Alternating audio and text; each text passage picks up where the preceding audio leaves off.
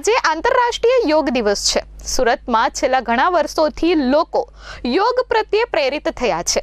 યોગ ભગાવે રોગના સૂત્ર હેઠળ લોકો હવે યોગ કરી રહ્યા છે। ત્યારે સુરતના એક એવા વ્યક્તિ જે પોતે બીમારીમાં સપડાયા હતા અને ડોક્ટરોએ કહ્યું કે આ બીમારીમાંથી મુક્તિ નહીં મળે। જો કે તેમણે યોગનો સહારો લીધો અને બીમારીમાંથી મુક્તિ મેળવી। આજે આ વ્યક્તિ લાખો લોકોને યોગ શીખવે છે। યોગ ભગાવે રોગ, આ વાત તમે સાંભળી હશે, પરંતુ આ વાતને સાચી કરી છે સુરતના એક વ્યક્તિએ, જેમણે બીમારીમાંથી બહાર આવવા માટે યોગનો સહારો લીધો અને ડોક્ટરોએ પણ આશા છોડી દીધી હતી। તેવા સમયે યોગનો સહારો લઈ સતત યોગ અને પ્રાણાયામ કરી નિરોગી બનીને આજે આ વ્યક્તિ લાખો લોકોને ફ્રીમાં યોગ શીખવી રહ્યા છે। આ વ્યક્તિનું નામ છે મનુભાઈ ઢોલા। મહત્વની વાત છે કે લોકો તેમને યોગ ગુરુ મનુભાઈના નામથી ઓળખે છે। મનુભાઈ ઢોલા બીમાર પડ્યા હતા ત્યારે ડોક્ટરોએ પણ આશા છોડી દીધી હતી કે મનુભાઈ બીમારીમાંથી મુક્ત થશે। તેમણે ઘણા ડોક્ટરોની સલાહ લીધી, પરંતુ બીમારીમાંથી મુક્તિ ન મળતા અને તેમને યોગ અને પ્રાણાયામ કરવાની શરૂઆત કરી। મનુભાઈએ પ્રતિદિન યોગ કરવાની શરૂઆત કરી અને ધીમે ધીમે તેઓ દિવસમાં 10 થી 12 કલાક જેટલો સમય યોગ કરવા લાગ્યા અને યોગ કરવાના કારણે મનુભાઈ જે બીમારીમાં સપડાયા હતા તે તમામ બીમારીઓ દૂર થઈ અને તેઓ નિરોગી બન્યા। યોગ ગુરુ મનુભાઈ ઢોલા। જ્યારે હું ખૂબ બીમાર પડ્યો પછી ડૉક્ટરનું એવું કહેવાનું હતું કે ભાઈ આ બીમારીઓ છે એ સારી ના થાય, જીવી શકાય, કંઈ વાંધો નહીં, જેટલું જીવાય એટલું, બાકી નાના બાળક બનીને આવો ફરીને ત્યારે આ બધી બીમારીઓ જાય। તો પછી મને એવું લાગ્યું કે હવે હું યોગ તરફ વળું અને યોગ કરું, એટલે મેં યોગ કરવાના શરૂ કર્યા। બસ 24 કલાકમાં યોગનો જ વિચાર, બીજો કોઈ વિચાર નહીં, કામ ધંધાઓ બંધ કરી દીધા। બીમારીમાંથી મુક્તિ મેળવ્યા બાદ મનુભાઈને વિચાર આવ્યો કે યોગની મદદથી જે રીતે પોતે નિરોગી બન્યા છે તે રીતે અન્ય લોકોને બીમારીગ્રસ્ત ન થવું પડે, અથવા તો લોકો બીમાર હોય અને યોગાસનથી સાજા થાય તેવા હેતુથી તેમને લોકોને ફ્રીમાં યોગ શીખવાડવાની શરૂઆત કરી।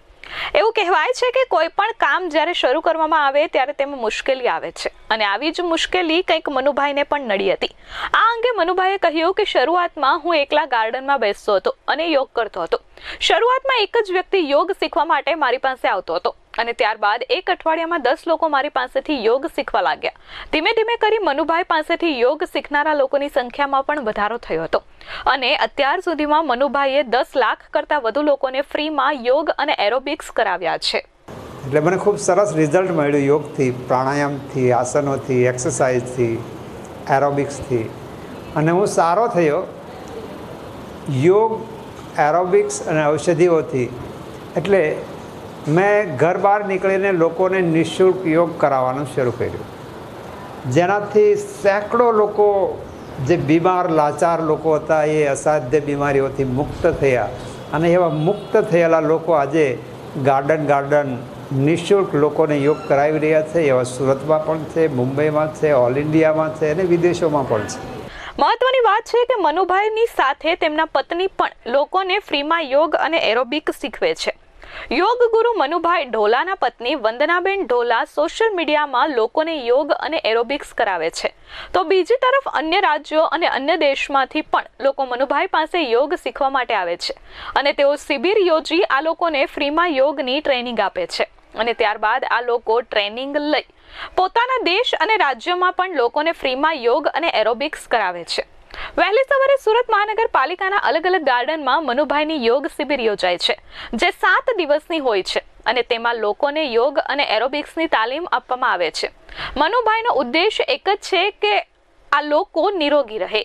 હવે આમ પાક્કો આંકડો તો ના કહી શકાય, પણ લગભગ 10 લાખ કરતાં વધારે લોકોને આજ સુધીમાં મેં યોગ કરાવ્યા છે। હવે બીમારી એવી છે, એઝ ફોર એક્ઝામ્પલ એમ કહીએ કે ભાઈ આંખની નસો સુકાય છે, કાનની નસો સુકાય છે, જ્યાં મેડિકલ સાયન્સ કામ નથી કરતી, તો એવા પણ ઘણા લોકોને સારા કર્યા છે। બીપી કંટ્રોલ નથી થતું, દવાઓનો ડોઝ વધતો જાય છે, પાવર વધતો જાય છે, તો એવા લોકોને પણ કંટ્રોલ કર્યું। ડાયાબિટીસ છે, કોઈ ઓપરેશન આવે એમ છે, ડાયાબિટીસ કંટ્રોલ નથી થતું ગોળીથી, ઇન્સ્યુલિનથી, તો એવા લોકોને પણ, મોટા મોટા ઉદ્યોગપતિઓને પણ કંટ્રોલ કરાવ્યું છે। એમ જેટલી પણ અસાધ્ય બીમારી છે એ બધા પ્રકારના લોકોના ફોન ઓલ ઇન્ડિયામાંથી પણ આવે અને વિદેશોમાંથી પણ આવે અને અમારી યુટ્યુબ ચેનલ પર જોઈને એ લોકો કરતા હોઈએ। Bureau report S24 news Surat.